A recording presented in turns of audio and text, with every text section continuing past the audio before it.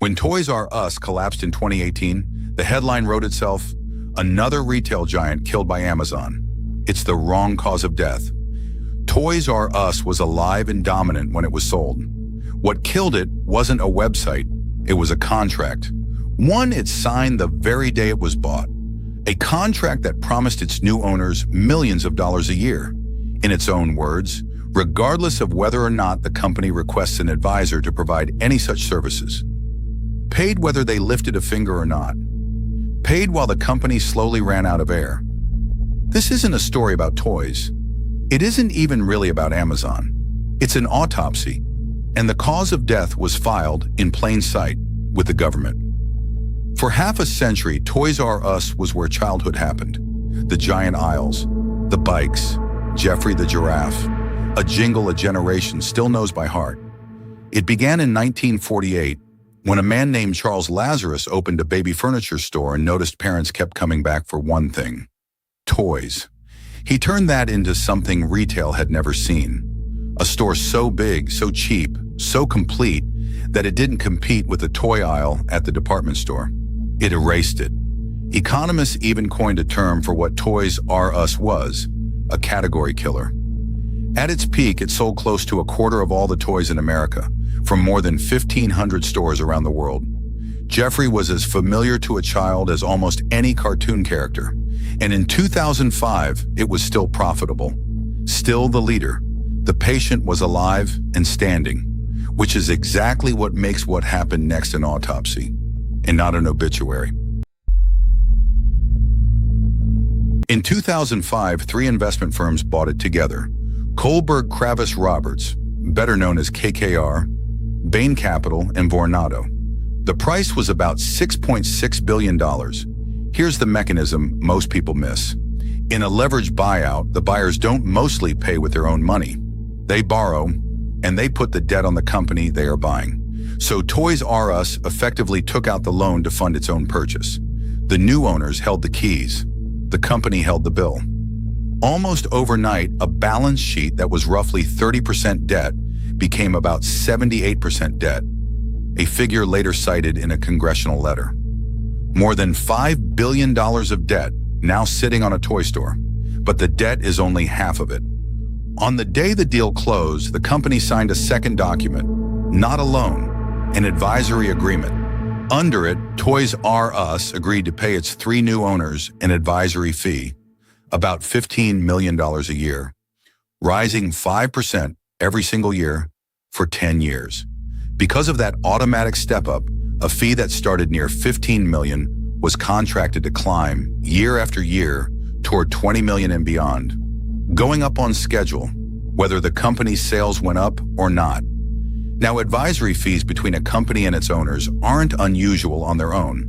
What's unusual, what's almost startling, is a contract that says, in writing, that the money is owed even if no advice is ever asked for. In exchange for what exactly? This is the part the contract is unusually honest about. It reads, no minimum number of hours is required to be devoted by any or all of the advisors. The fees, it says, are payable, and I'm quoting the contract, regardless of whether or not the company requests an advisor to provide any such services. Read that twice. The owners would be paid whether they did anything for the company or not, and that was just the annual fee. On closing day alone, the company paid them a one-time fee of $75 million for arranging the very debt used to buy it, split evenly 3 ways. The contract also entitled them to 1% of the value of every future deal. Every refinancing counted even on debt the company never actually borrowed.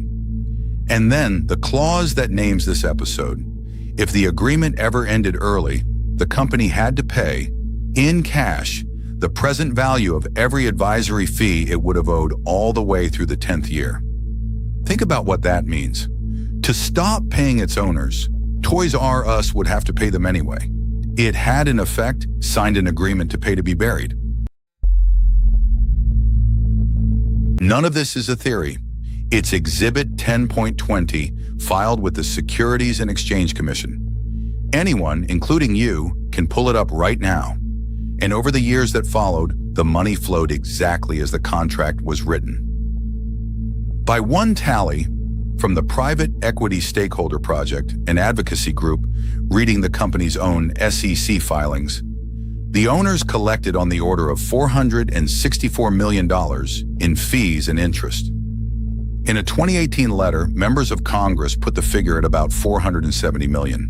Meanwhile, the debt did what debt does.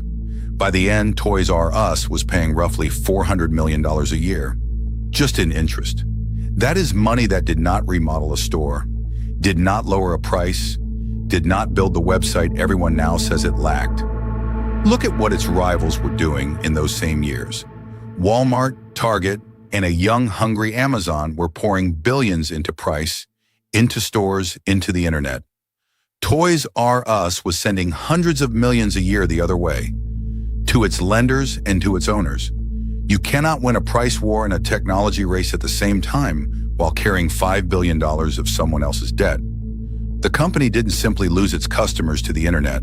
It lost the money it needed to fight for them. So when the end finally came, it looked exactly like the story everyone already believed. A retailer that couldn't keep up online, stores that felt dated, prices it couldn't match, death by Amazon. But Amazon didn't write the advisory agreement. Amazon didn't put $5 billion of debt on a profitable toy store. Toys R Us looked like it lost to the internet because it had nothing left to fight the internet with. The money that should have modernized it was going out the door, to debt and to fees. The trend was real. E-commerce really was reshaping retail. That is exactly what made it the perfect place for the real cause to hide. In September of 2017, Toys R Us filed for bankruptcy in the Eastern District of Virginia. The plan was to restructure and survive.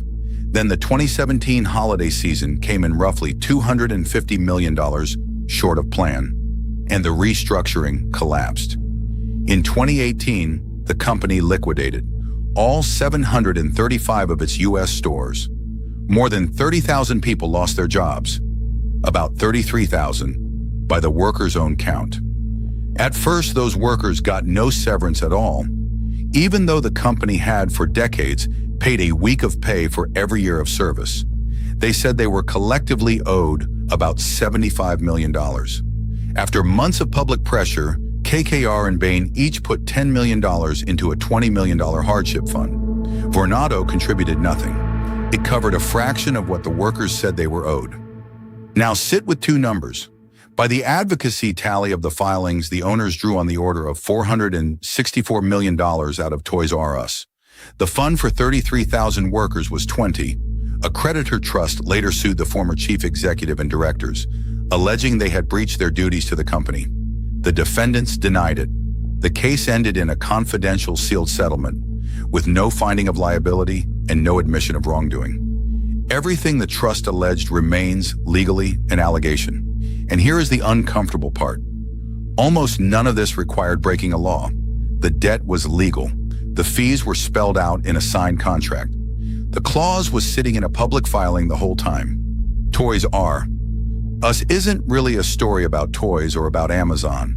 It's a story about a machine, where a healthy company can be bought with its own future, drained through a contract it signed on day one, and then buried under a trend that takes the blame. And it is not the only one. The same machine turns up in the autopsies of Mervyn's, of Payless, of Shopko. Different stores, the same cause of death. So the next time a store you grew up with disappears and the obituary says killed by Amazon, ask the question the paperwork answers. Not what was selling, who was being paid. This was Toys R Us, case file number 2. Next, a chain bought not for its stores, but for the ground beneath them, and charged rent on its own buildings until it couldn't pay.